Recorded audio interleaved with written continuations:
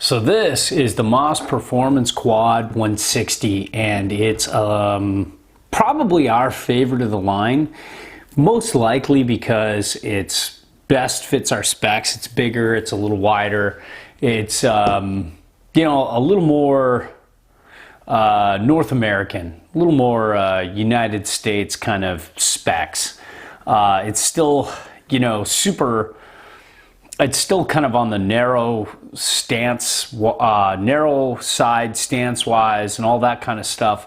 But man, I mean, the one thing that comes into mind almost all the time, every time when I think of Moss now after riding a bunch of boards in their line, is if you want surfy, I mean, if you really want surfy, if you want the closest thing you can get to a surfboard on the snow, then it's Moss. I thought there were boards that were surfy before, but they all pale in comparison to this.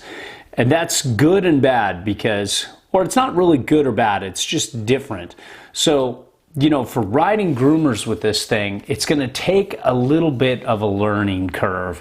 It's gonna take an adjustment because these boards are so much further back on the tail that it really requires more weight on the tail than you would even think with a normal tapered snowboard. And here, let me show you kind of one of the things that we love about this. You can see there's a good bit of camber here, you know, going to some early rise. So the board, you know, has that ability to carve, but you just have to be really far back. It's not a front foot board, and if you are used to kind of leading with your front foot, it's going to wash on groomers tremendously. However, in powder, it really is like a surfboard. You're going to ride powder like this. I mean, it feels like a performance shortboard. And let's get the tape measure out and just kind of show you what I'm talking about with setback on board here. It's just nuts. Like, so if you want to go all the way back, it's only like 21 1/4.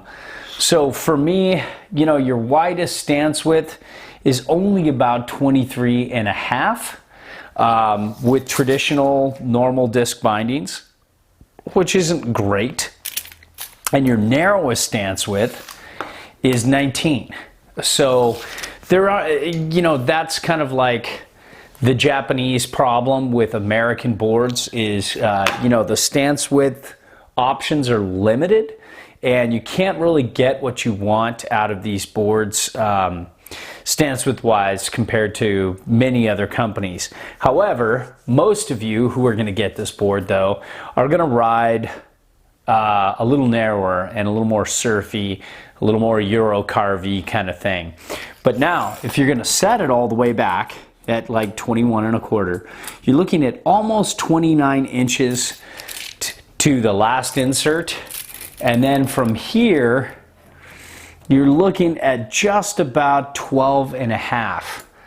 So that is 16 1/2 inches back on board. I'm usually like, wow, 7, wow, 8 inches back on board. That's pretty surfy. Okay, 10 inches back on board. That's really surfy. That's super surfy. 16 1/2. It's not the record for Moss snowboards.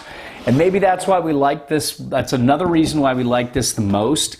It's slightly less surfy than the Performance Quad and the U4 and the U5 that we tried. So there's a little more tail, but it is still so far back on the tail. When we were riding powder, it was so surfy. So there you go, 16 1/2 inches back on board. That's just nuts. That's just so far back. That's why I say it's like a whole new definition of surfing snow. It really is like a shortboard in powder. And another thing that I really like, look at this little guy right here. Just all black with just a little moss inlay there to kind of tell you, hey, you know, we're Moss. But the rest of the board can be fixed easily with black P-Tex, and that is so cool. So cool. So, you know, all in all, you know, we got into the detail, a lot of detail in the on snow review above, but I just wanted you to see this demo board under the pretty lights. Unfortunately, it's a demo board and it's been demoed a lot, so it's not perfect and pretty like you're normally used to, but it's, you know, it is what it is. And if you want the surfiest of surfy, and you really want to take it up a level, and you really want to steer truly off your back foot like you do when you're surfing, then Moss is a good board to give a try with. And it's not just a powder board, however, it's definitely a powder board first. But if you get used to, if you master riding off the tail, and it does take some adjustment, even like for us who, like, I ride over 100 boards a year, and a lot of surfy styles these days, that's been the real popular thing. And even with all the surf shapes I've ridden before, there was a lot of adjustment required. You know, for me, it took me a few runs. It took me like half a morning the first time I tried Moss with the performance quad to really get off that, to get on that tail and really get it to steer that way. But once you get used to it, it's not a bad groomer board, especially for a slashy, surfy approach to the mountain. So there you have it, the Moss Performance Quad 160, my favorite board of the line and that I've tried so far, and really just an interesting take on surfing snow, truly surfing snow.